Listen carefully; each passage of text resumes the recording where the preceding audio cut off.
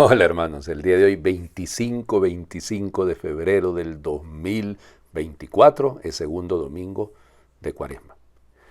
Y es el último domingo de este mes de febrero. Este año es bisiesto, ¿no? O sea que el jueves 29 se terminará este mes. Fíjense qué interesante, va a ser primer viernes, va a ser 1 de marzo. Bueno, segundo domingo del tiempo de la Cuaresma. Ok. Vamos por partes. Lo primero es lo primero. Recuerden que siempre, todos los años, el primer domingo de Cuaresma es el domingo de las tentaciones y el segundo, el de la transfiguración. Casi pareciera como que quisiéramos hacer los opuestos, ¿no? O sea, la tentación, el mal, se lucha contra el mal y luego la gloria. O sea, se vence al mal, pero se alcanza la gloria. Y por eso la metamorfoseo, es la metamorfosis, el cambio de forma que ocurre en el Señor Jesús. Entonces, esto es bello, ¿no? Creo que hay que tenerlo como trasfondo para poder luego hablar, para poder luego explicarlo. Las lecturas son preciosas, realmente muy bellas. Deben servirnos a todos para crecer y para mantener el ritmo de lo que esto significa. Entonces vamos por partes. La primera lectura está tomada del libro del Génesis. Fíjense ustedes, si es lectura litúrgica, cuando digo lectura litúrgica me refiero que vamos a ir saltando versículos, capítulo 22, versículos del 1 al 2, del 9 al 13 y del 15 al 18. En aquel tiempo Dios le puso una prueba a Abraham y le dijo: Abraham, Abraham. Él le respondió: aquí estoy. Y Dios le dijo: toma a tu hijo único Isaac, a quien tanto amas, vete a la región de Moria y ofrécemelo como sacrificio en uno de los montes que yo te indicaré. Cuando llegaron al sitio que Dios le había señalado, Abraham levantó un altar y acomodó la leña. Luego ató a su hijo Isaac, lo puso sobre el altar, encima de la leña, y tomó el cuchillo para degollarlo. Pero el ángel del Señor lo llamó desde el cielo y le dijo: Abraham, Abraham. Él contestó: aquí estoy. El ángel le dijo: no descargues la mano contra tu hijo, ni le hagas daño. Ya veo que temes a Dios, porque no le has negado a tu hijo único. Abraham levantó los ojos y vio un carnero enredado por los cuernos en la maleza. Atrapó el carnero y lo ofreció en sacrificio en lugar de su hijo. El ángel del Señor volvió a llamar a Abraham desde el cielo y le dijo: juro por mí mismo, dice el Señor, que por haber hecho esto y no haberme negado a tu hijo único, yo te bendeciré y multiplicaré tu descendencia como las estrellas del cielo y las arenas del mar. Tus descendientes conquistarán las ciudades enemigas. En tu descendencia serán bendecidos todos los pueblos de la tierra, porque obedeciste a mis palabras. Palabra de Dios. Te alabamos, Señor. Ok, partamos del hecho que leemos este texto en el domingo en el que se lee la transfiguración, o sea, en el que se lee el texto de la transfiguración. Ya saben que hay otra fiesta en agosto de la transfiguración, ¿ok? Bueno, pero eso ya hablaremos de eso más adelante. En fin, entonces fíjense el detalle. Entonces, ¿por qué? Si aquí no hay ninguna transfiguración, sí hay una transformación. Claro que la hay. Además, hay elementos que van a ser comunes con el Evangelio. Primero, la voz de Dios. El mandato de Dios, en este caso el ángel que habla desde el cielo, perfecto, va a ocurrir también en la transfiguración. Subir a un monte, encaminarse a un monte, aquí es el monte Moria, allá será el monte Tabor, ok, la tradición dice que es el monte Tabor, ¿no? Entonces, interesante, ¿ya? O sea, si lo van viendo, todo esto tiene un sentido. Luego, el sacrificio del Hijo. ¿De quién va a hablar la voz que habla en el Evangelio? Este es mi hijo. O sea que por lo tanto hay una relación de paternidad, de filiación, que está ahí muy marcada. Aquí es la obediencia del Padre del Hijo, ahí es la obediencia del Hijo del Padre. Perdón, pero eso es lo que está ocurriendo aquí. Evidente, aquí no habrá sacrificio. Vamos, era común en las culturas de esa época sacrificios humanos eran, ¿no? Habían. Y bueno, probablemente con este texto, dicen los expertos, separaron los sacrificios en lo que va a ser Israel. Todavía no es Israel, ¿no? Desde el inicio. Con Abraham queda cerrado cualquier posibilidad de sacrificios. Y luego, claro, se sacrificaba el primogénito. Fíjense que sí. Era eso como parte de un ritual de obediencia a la divina. No sé si obediencia, porque obediencia es cuando uno escucha, ¿no? Aquí es otra locura, ¿no? Pero en este caso es Abraham es obediente, escucha la voz de Dios y por eso será bendecido. Habrá una gran bendición. Toda tu descendencia será bendecida. En ti serán bendecidos todos los pueblos, porque escuchaste la voz y cumpliste lo que la voz te decía. Habrá que ver la voz que nos habla en el Evangelio, a ver si la cumplimos, a ver si la seguimos. Vamos a la segunda lectura. No me quiero quedar, evidentemente, hay más elementos, ¿no? Ustedes podrían decir, Padre, pero la comparación aquí, pues, acuérdense que allá será, después del anuncio de la pasión, se anunciará la entrega del Hijo. Aquí el Hijo no es sacrificado, pero en el Evangelio sí va a ser sacrificado. No en el Evangelio de hoy, no, pero para allá vamos hacia el Viernes Santo, no nos encaminamos al misterio pascual. La segunda lectura, cortitita, 3 versículos. Romanos, capítulo 8, versículos del 31 al 34. Hermanos, si Dios está a nuestro favor, ¿quién estará en contra nuestra? El que no nos escatimó a su propio Hijo, sino que lo entregó por todos nosotros, ¿cómo no va a estar dispuesto a dárnoslo todo junto con su Hijo? ¿Quién acusará a los elegidos de Dios? Si Dios mismo es quien los perdona, ¿quién será el que los condene? ¿Acaso Jesucristo, que murió, resucitó y está a la derecha de Dios para interceder por nosotros? Palabra de Dios, te alabamos, Señor. ¿Quién estará en contra nuestra? El que no escatimó ni a su propio Hijo, sino que lo entregó por nosotros. ¿Cómo no nos lo va a dar todo junto con su Hijo? Qué bello esto, ¿no? Esa es la entrega. Allá era el sacrificio de Isaac, pues en la cruz está la entrega total.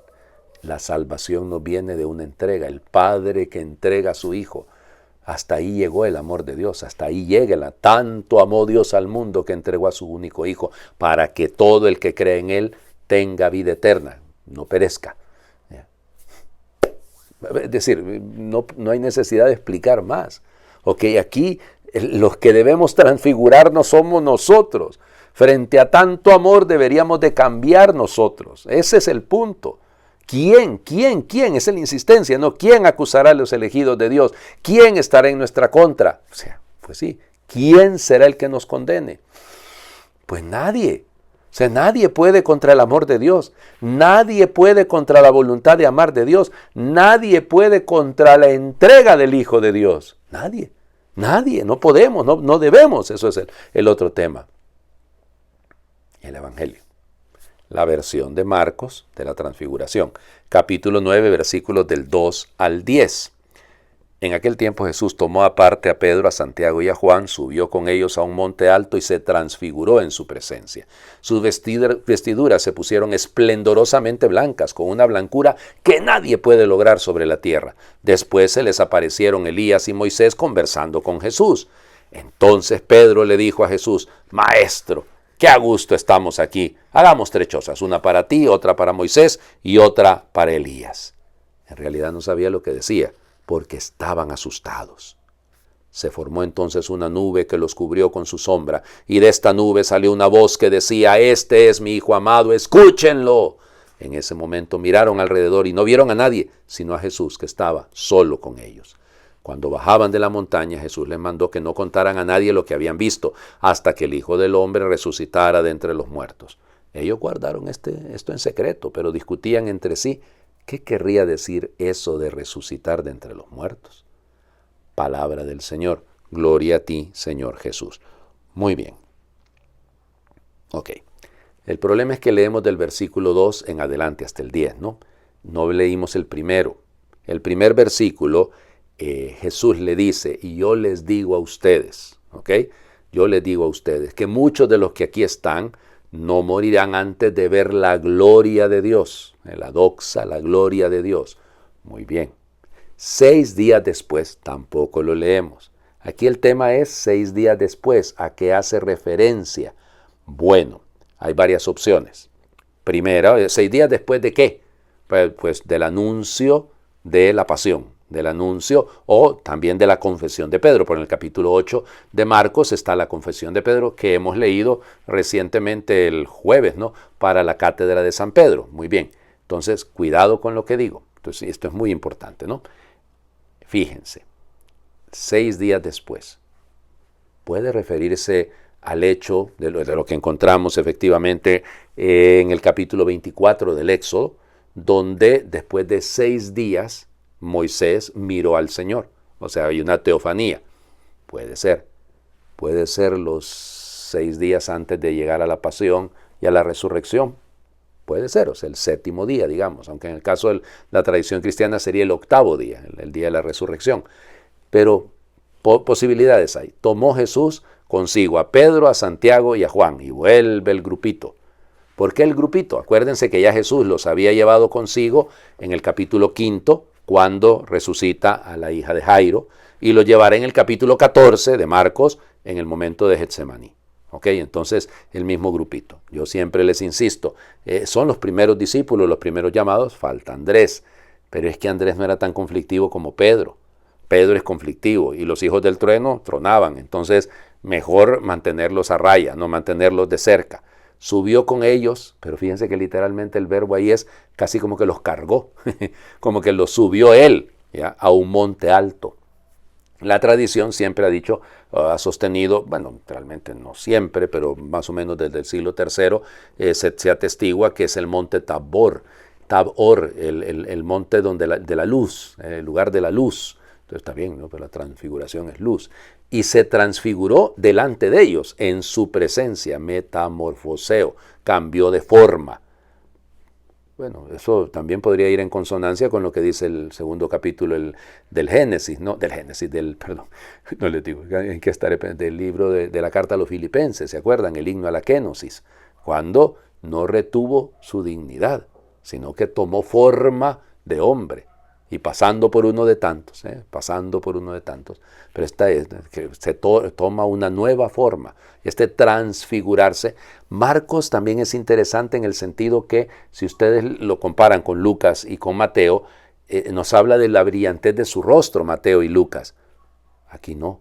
Marcos no se sitúa frente al rostro, sino que sus vestiduras se pusieron esplendorosamente blancas, con una blancura que ni nadie puede lograr sobre la tierra. Pues lo que está queriendo es dar a entender, vamos, aquí estamos frente a una cosa extraordinaria. Y esta blancura, si seguimos el libro de Daniel o seguimos otros de los textos, evidentemente el Apocalipsis, ¿no? Esta blancura habla de Dios, es un atributo de Dios. Y después se les aparecieron. Este aparecer es interesante, ¿no? Es una manifestación, es una teofanía también. Elías y Moisés conversando con Jesús. Ay, Dios mío, la tinta que corre con esto, ¿no? ¿Por qué no dice Moisés y Elías? Moisés es más importante y es primero que Elías. En el tiempo. No. Aquí estamos ante un nivel completamente distinto. Sí, es cierto, temporalmente Moisés es primero y luego es Elías. Ahora, vamos por partes. Elías es la representación de los profetas y Moisés de la ley. Perfecto. Pero ambos tuvieron que subir a un monte, donde se encontraron con Dios, donde hablaron con Dios. Así que se pongan a conversar con Jesús, están conversando con Dios. La plática es con Dios. Piénsenlo, así de sencillo. Luego, entonces Pedro le dijo, es que Pedrito es primario, mano. Pedro es aventado siempre, ¿no? Maestro. Y aquí hago un excursus, ¿ok? Porque todos decimos rabí. Hoy en día le decimos rabino a un rabino, a uno que dirige una sinagoga, ¿no? Eso no hay ningún problema. Pero en tiempos del Señor Jesús, el término rabí como tal no tenía la connotación de un maestro, sino que tenía la connotación de mi Señor. De hecho, algunos dicen el gran Señor, el que es grande. ¿Ok? Entonces, aquí no sabemos en qué sentido va. ¿Qué a gusto estamos aquí? Pedro. Pedro se sentía a sus anchas y entonces por eso Pedro está pensando en eso, no precisamente en quedarse ahí, porque lo que ha visto, ¿no? Fíjense que esa blancura, ese resplandor, el verbo que utiliza Marcos, stilbein, es la única vez en todo el Nuevo Testamento que se usa. Pero bueno, vamos. Y entonces Pedro dice, hagamos 3 chozas. Una para ti, otra para Moisés, otra para Elías. Esa es ya saben, la choza, la tienda, en el sentido de la tienda de la reunión que iba, probable. Pero lo que pasa aquí es que no nos quebremos tanto la cabeza. Lo que Pedro quería era que se prolongara un poquito más el tema de la presencia de los personajes que están ahí, probablemente. En realidad no sabía lo que decía porque estaban asustados. Y aquí el verbo estar asustado, realmente es interesante. ¿Por qué? Porque fíjense, solamente lo va a usar Marcos en 2 ocasiones. Lo va a utilizar aquí, ekphoboi, quedarse maravillado, quedarse sorprendido, y lo va a utilizar, ¿saben cuándo? En el capítulo 16, cuando las mujeres se maravillarán de que la piedra está movida. Entonces todo remite a la resurrección. Todo emite la maravilla, la sorpresa, de la magnificencia de Dios. Y entonces se formó una nube. La nube es la presencia de Dios, lo sabemos por el Antiguo Testamento, por el Éxodo, que los cubrió con su sombra. Y de esta nube salió una voz, igual que en el caso de Abraham que le hablan, ¿no? Que decía, este es mi hijo amado, escúchenlo. Punto. Ustedes dirán, bueno, pero si había pasado, había una manifestación, hay una teofanía en el momento del bautismo de Jesús. Sí, pero allá la plática es con Jesús. Tú eres mi hijo amado, en quien me complazco. Aquí la palabra va dirigida a los apóstoles y a nosotros. Entonces, así como se le pide a Abraham que haga caso, a nosotros también se nos pide, escúchenlo. Ese es el consejo que se nos da. Miraron alrededor y no vieron a nadie sino a Jesús, solo con ellos. La mirada ahora puesta solo sobre Jesús. Cuando bajaban de la montaña, Jesús les mandó que no lo contaran a nadie lo que habían visto hasta que el Hijo del Hombre hubiese resucitado de entre los muertos. Bueno, ellos hicieron caso, pues si les daba miedo saber cómo iban a explicar el asunto, y entonces dice claramente, pero discutían entre ellos qué querría decir eso de resucitar de entre los muertos. Vamos, los fariseos creían en la resurrección y ellos probablemente habían escuchado hablar de la resurrección. Pero la discusión es para nosotros. ¿Estamos preparándonos para eso? ¿Ya hemos subido o estamos subiendo todavía al encuentro con el Señor? Por el tiempo yo les he dicho que he estado hablando mucho en estos últimos días. Oigan, hagamos oración. Subiré a tu monte, Señor, y escucharé tu nombre, Jesús, y veré lo que tú me enseñas, el cielo, y comprobaré lo que Dios quiere, mi corazón, y seguiré tus caminos, los caminos de la fe, y pregonaré tu reino, tu amor, y llevaré tu fama, tu resurrección, y pediré perdón por mis pecados, y me asombraré de tu rostro, tu luz y tu verdad, y veré la gloria de Dios, el cielo abierto. Subiré a tu monte, Señor, pero si no lo encuentro, Jesús, te pido que me orientes para no perderme seducido por los engaños de la vida. Amén. Señor esté con ustedes. Les bendiga Dios, el que es Padre, Hijo y Espíritu Santo, y su bendición descienda y les acompañe siempre. Muy feliz domingo para todos.